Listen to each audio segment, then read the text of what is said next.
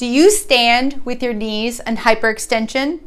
Let's talk about how many problems can result from this posture and what you can do about them. My name is Roxanne Meldrum and I'm a physical therapist with PT Health Academy.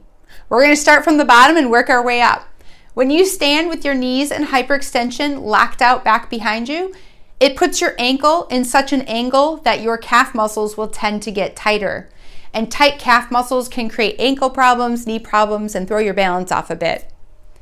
Moving up, we'll look at what happens to your knees. As you push your knees backwards and hang out on the ligaments, you are stretching and loading the ligaments on the back of your knee, and you're creating quite a bit of compression in the joint in the front of your knee and some problems behind your kneecap. So lots of bad things can happen in your knee if you stand in this position for long periods of time.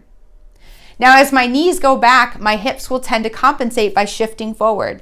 Now we're loading the structures in the front of the hips. Think hip flexors, joint capsule, the joint gets a little anterior shear. So any of you that have chronically tight hip flexors, it might be not that they're tight, but they're constantly undergoing this load when you're standing in this position and they just get irritated from that.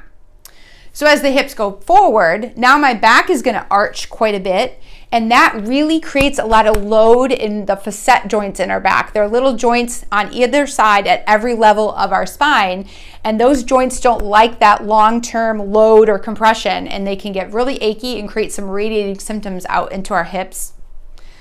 As my back comes forward, now my upper back is compensating with this nice little rounding, which can create a lot of tension, especially in the upper trap muscles, and weakness across the center of our back.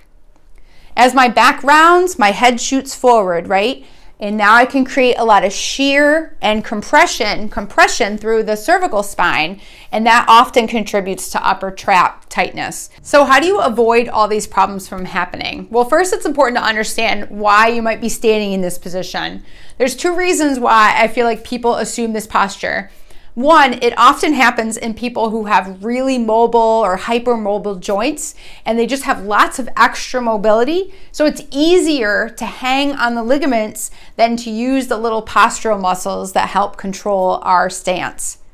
The second reason why I think people might stand in this position is kind of your emotional or attitude. So if you're bored or tired or frustrated, you're going to tend to sink down in this position.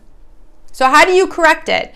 Well, it's become a habit probably, so it can be a little bit challenging to fix, but step one is just starting to unlock your knees more frequently, being aware and catching yourself.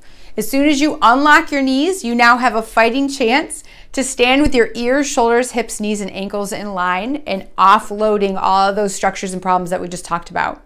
If you're having trouble correcting this posture, I would love to work with you. Please give me a call.